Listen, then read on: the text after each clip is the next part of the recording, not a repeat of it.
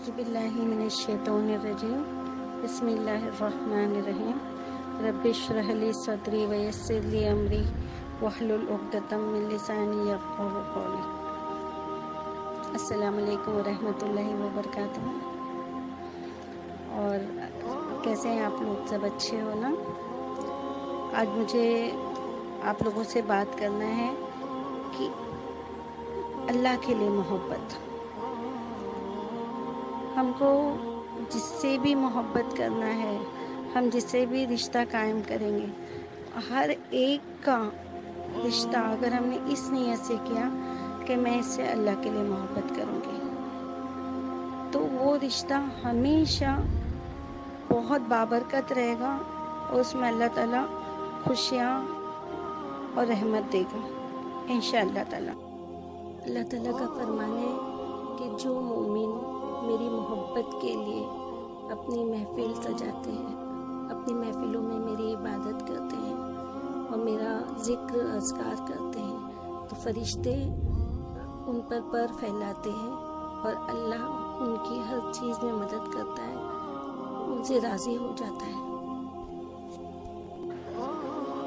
خاص کر ہم لوگوں کو اس چیز پہ غور و فکر کرنا چاہیے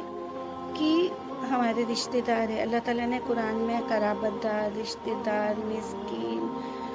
ہر ایک کے بارے میں، مسافر کے بارے میں اللہ تعالیٰ نے فرمایا ہے کہ سب کی مدد کرو، سب سے محبت سے پیش آؤ، صلہ رحمی کرو۔ اور اللہ تعالیٰ کے لیے اگر ہم لوگ کسی سے محبت کریں گے تو وہ محبت ایک دم پیور ہوگی،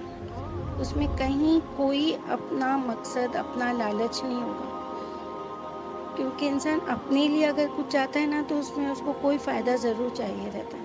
لیکن اگر وہ اللہ تعالیٰ کے لیے چاہتا ہے نا تو اس کو صرف اپنی آخرت دکھائی دیتی ہے کہ نہیں،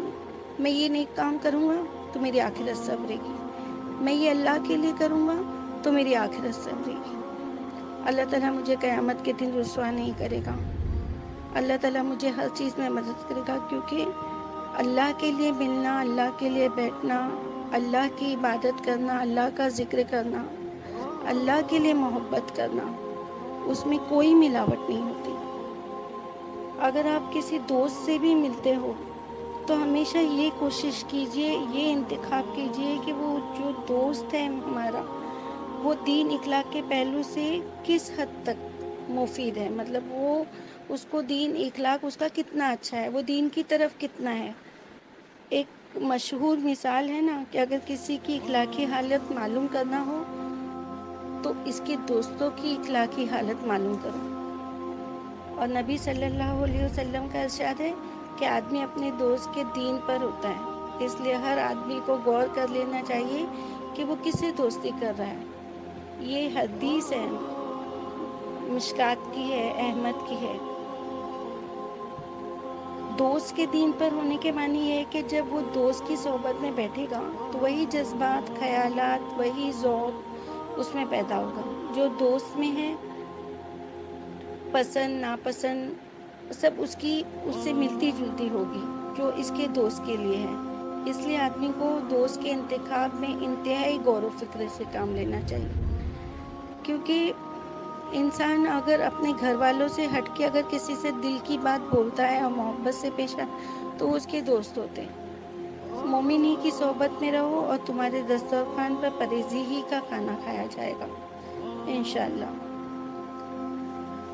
اچھے اور برے دوست کی مثال ایک مشک بیچنے والے کے جیسی ہے۔ جیسے مشک کا مطلب آپ کو میں بتا دوں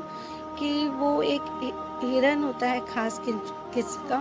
اس کے پیٹ میں وہ چیز پائی جاتی ہے جو بڑی مشکل سے ملتی ہے اور بہت مہنگی ہوتی ہے،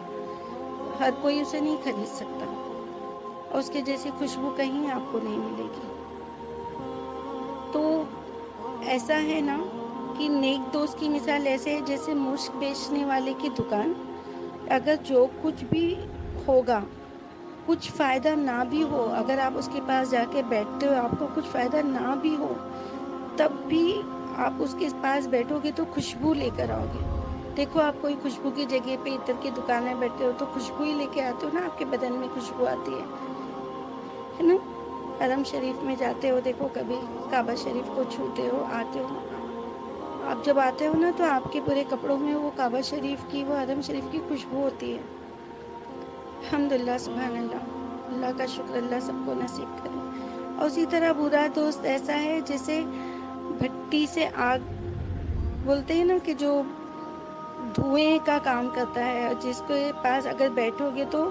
کپڑے تمہارے ضرور کالے ہو جائیں گے، یا تو تم دھوئیں کی بدبو لے کے آؤ گے. تو دوستوں سے صرف خدا کے لیے محبت کیجیے. خدا کے محبوب بندے وہی ہے جو خدا کے دین کی بنیاد پر ایک دوسرے سے ملتے ہیں. اللہ تعالیٰ نے ایک جگہ پہ فرمایا ہے، قرآن پاک میں ہے، یونس، سورہ یونس آیت نمبر 62، کہ الا ان اولیاء اللہ لا خوف علیہم ولا هم یحزنون. سنو، اللہ کے چاہنے والوں کے لیے نہ کسی بات کا کوئی خوف ہوگا اور نہ کسی قسم کا غم. یہ آیت ایسے اگر ہم پڑھیں گے کہ تم جو اللہ سے محبت کرے گا، جو نیک عمل کریں گے، بار بار قرآن شریف میں فرمایا گیا کہ جو نیک عمل کیے، جو نیک لوگ رہے اور جنہوں نے صالح عمل کیے، اللہ تعالیٰ ان کو جنتوں کی نہریں،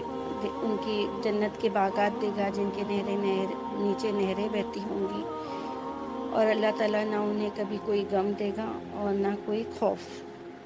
لیکن وہ آیت ہم پڑھتے ہوئے چلے جاتے، پر جب اس پہ غور کریں گے تو غور کیجئے کہ اللہ تعالیٰ کہتا ہے کہ نہ میں تمہیں کوئی غم دوں گا. اب غور کیجئے اس بات پہ. دیکھیے ہمارے ساتھ کتنی بار ایسا ہوتا ہے نا کہ ہم کو اس چیز کا ڈر لگا ہوا رہتا ہے، ولا خوف علیہم ولا هم یحزنون، مطلب ولا خوف، نہ تمہیں خوف ہوگا. جب ہم جوان ہوتے ہیں، تندرست رہتے ہیں، صحت مند رہتے ہیں، اور جوانی کی عمر میں ہر طرح سے، ہر چیز سے اللہ تعالیٰ ہم کو طاقت بخشا ہوا رہتا ہے، تب ہم کو یہ خوف کبھی کبھی آتا ہے کہ اکثر آتا ہے اکثر لوگوں کو کہ اور عمر ہو جائے گی، میری اتنی صحت نہیں رہے گی، بیماری آ جائے گی، کمزوری آ جائے گی، پتہ نہیں آج میرا اتنا اچھا گھر ہے، کل یہ ہوگا کہ نہیں، پتہ نہیں آج اتنی اچھی جاب ہے، کل ہوگی کہ نہیں. انسان اس خوف میں اپنی زندگی گزار دیتا ہے. وہ خوشیوں میں جیتے وقت بھی وہ اپنا فیوچر سوچ کے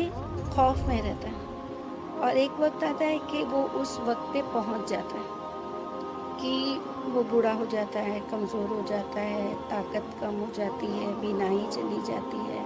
بیماریاں آ جاتی ہیں. تب اسے غم ہوتا ہے کہ اپنی جوانی یاد کرتا ہے. وہ سوچتا ہے کہ ارے میں تو کتنا خوبصورت تھا، میں کتنا جوان تھا، میں کتنا تندرست تھا، میں کتنا پھرتیلا تھا، مجھ میں اتنی طاقت تھی، آج مجھ میں وہ سب کچھ نہیں ہے اور میں غمگین ہوں. مطلب وہ غمگین ہوتا ہے اس چیز کو سوچ کر کہ میں کتنا اچھا تھا. مطلب اللہ تعالیٰ ہم کو یہ دونوں چیزوں سے بتا رہا ہے کہ اگر تم نیک اعمال کرو گے، نیک صالح بنو گے، مجھ سے محبت کرو گے، میرے لیے محفلیں سجاؤ گے، میرے ذکر میں تم رہو گے، تو آگے کے بعد آخرت میں تمہیں نہ کوئی خوف ہوگا نہ کوئی غم ہوگا. مطلب جب ہم گزر جائیں گے نا تو اللہ تعالیٰ، میں نے آپ کو پہلے بھی بتایا کہ اللہ تعالیٰ کا قول ہے، اللہ تعالیٰ نے فرمایا ہے کہ مرنے کے بعد میں تمہیں جوان نہیں دوں گا، تمہیں جنت کی اونچے درجے پہ رکھوں گا. نیک لوگوں کو نہریں بہتی ہوں گی، تمہارے لیے کوئی غم نہیں ہوگا، نہ تم کبھی بوڑھے ہوگے اور نہ ہی تم کو کوئی بیماری آئے گی. تو اللہ تعالیٰ نے یہ قرآن شریف میں، قرآن پاک میں یہ فرمایا ہے، اور ایک بار نہیں بار بار فرمایا ہے. تو ہم کو تو دنیا میں ہی یہ فکر ہوتی ہے کہ بیماری نہیں ہو جائے، وہ نہیں ہو جائے، لیکن آخرت کے لیے تو پھر اگر ہمارے اعمال نامے اچھے نہیں ہیں، اگر ہم گناہ گار ہیں تو ہم دوزخ کے راستے پہ چلنے والے بن جائیں گے، اور وہاں پہ ہمارے لیے کوئی کوئی کوئی نیکی کا بدلہ نہیں رہے گا. تو اگر ہم اللہ کے پیارے بندوں کے ساتھ رہے، اللہ سے محبت کرے، اللہ کے لیے ملے، تو اللہ تعالیٰ ہم کو کبھی کسی چیز کا غم افسوس ہونے نہیں دے گا. اور اللہ تعالیٰ سے دعا ہے کہ اللہ تعالیٰ کی یاد میں رونے والا بنا دے، اللہ تعالیٰ سے محبت کرنے والا بنا دے، اللہ تعالیٰ کے لیے جینے والا بنا دے، اللہ کے نیک بندوں کے لیے محبت کرنے والا بنا دے۔ اللہ تعالیٰ ہماری سارے گناہوں کو معاف فرما دے، اللہ تعالیٰ ہمیں نیک ہدایت دے، ہم کو نیک توفیق دے، ہماری ساری نیک تمنائیں قبول کرے، آمین یا رب العالمین۔ السلام علیکم ورحمۃ اللہ وبرکاتہ۔ ربنا تقبل منا انك انت السميع العليم وتب علينا انك انت التواب الرحيم، آمین یا رب العالمین۔